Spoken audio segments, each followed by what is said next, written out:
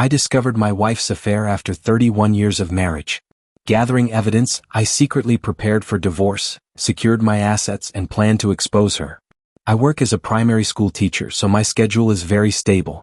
My hours are predictable, and Tuesday afternoons are set aside for staff meetings, which usually last until 6 p.m. As a result, I am generally home by 7 p.m. My wife, Terry, often returns from the gym exhausted on these evenings, so I usually take the initiative to prepare dinner while she washes up and handles other household chores.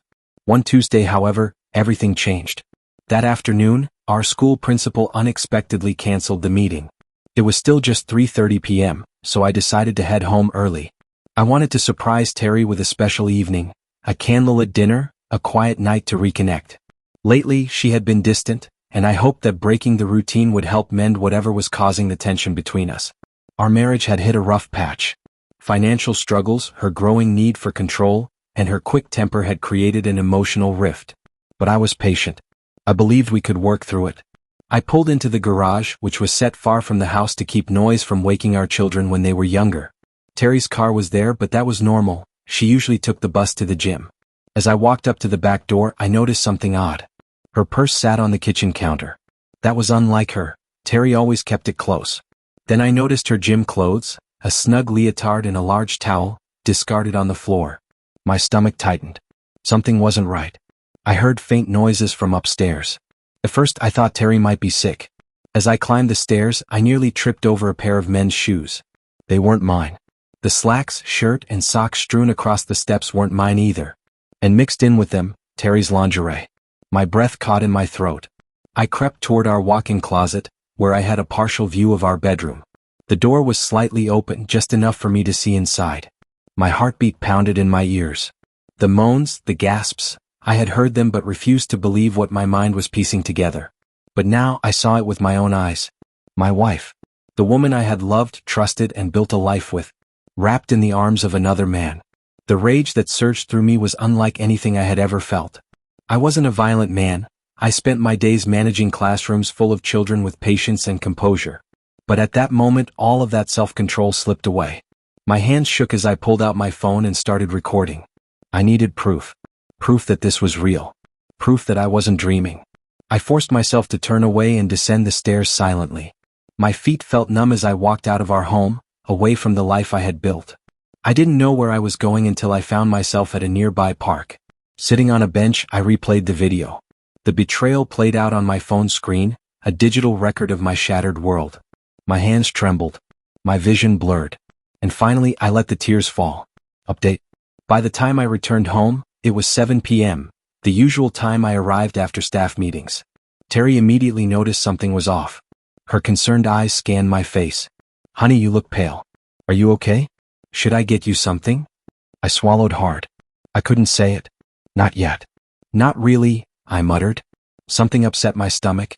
"I think it was lunch. I'm going to shower and sleep early." She nodded. "All right, hon. Take a container to bed in case you get sick." I nearly laughed. If only she knew the real reason I wouldn't be sleeping in our bed tonight. That bed was stained with something far worse than food, her betrayal. For the next few days I played along. I stayed in the spare bedroom, pretending I was still unwell. Terry carried on as if nothing had changed, oblivious to the truth.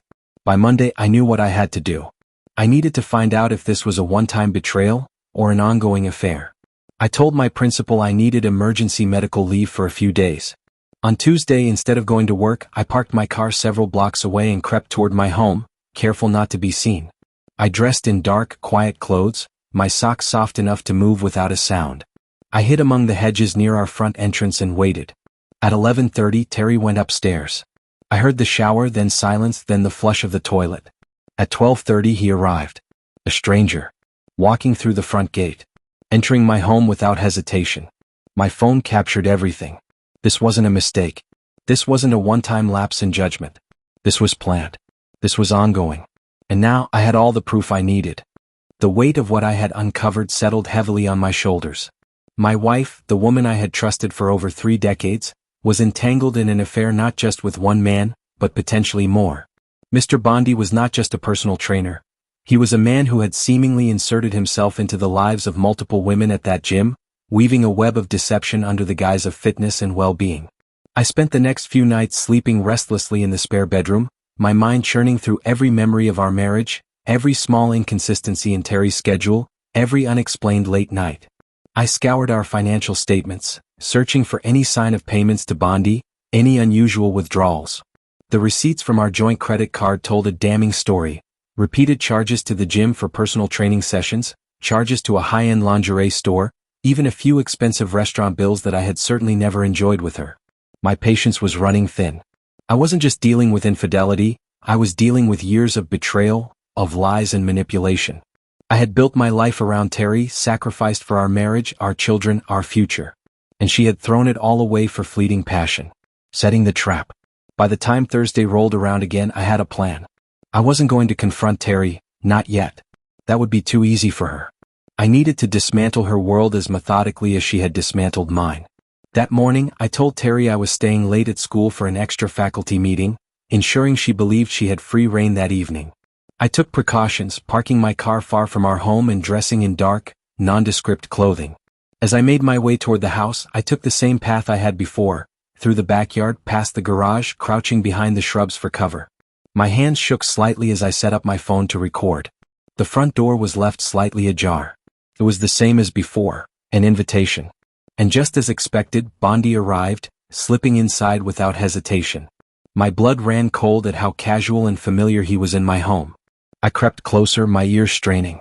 "I was hoping you'd be waiting for me just like this," I heard Bondi's smooth voice say.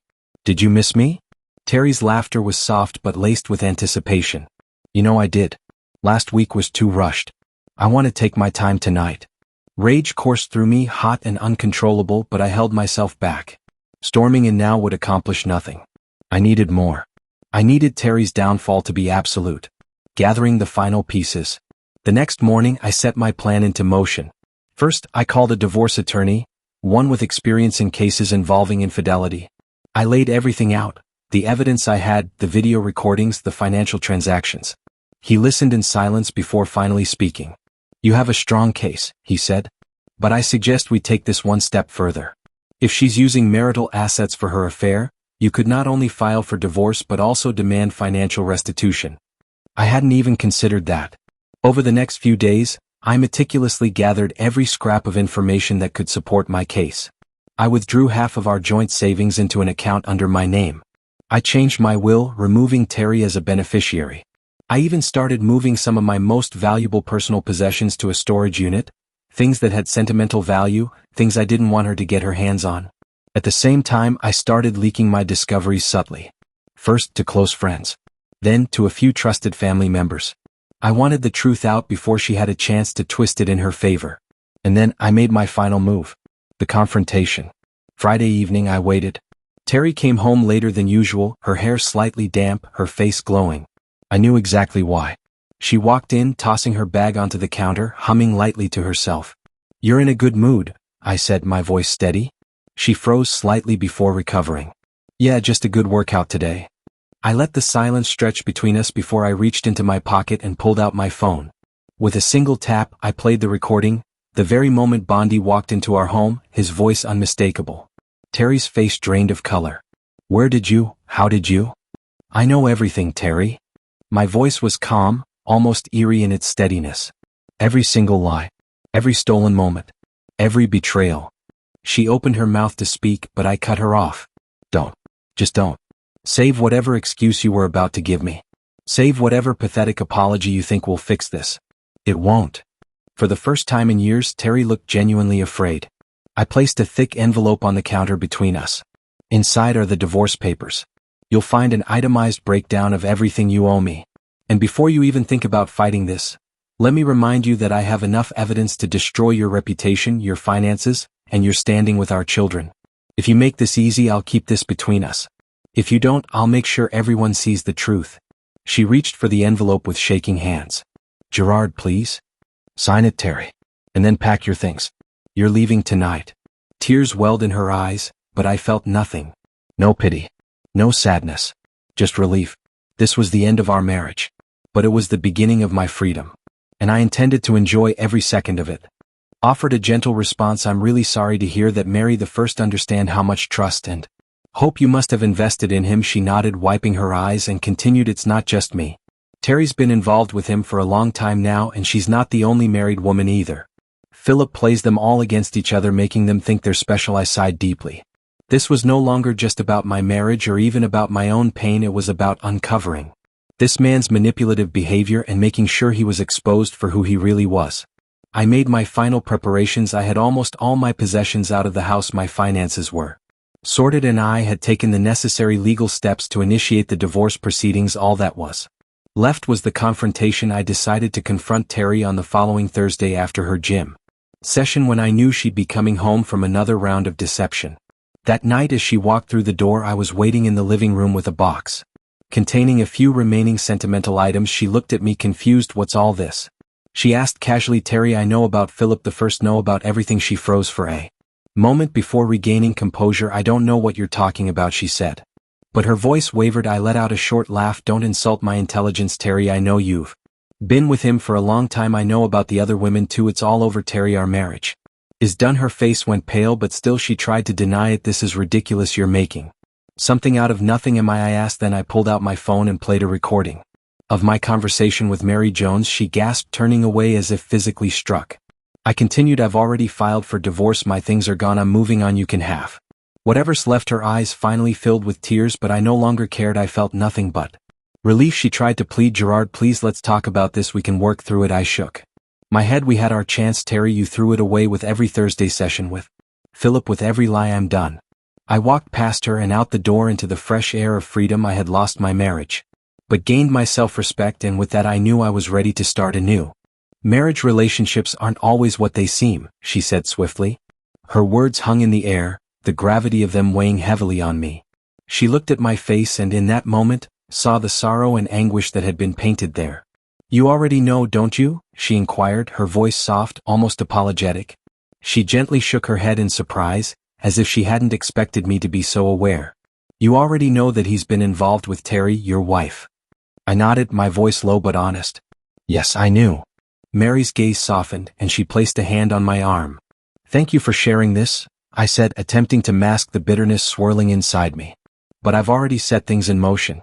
I genuinely believe in karma, and I think it might catch up with him soon. That guy has to face the consequences.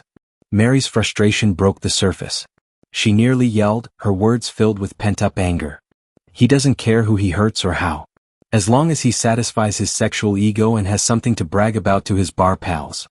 Her voice shook, but she quickly controlled it, a look of resolve crossing her face. Just let me know if you need my help getting back at him.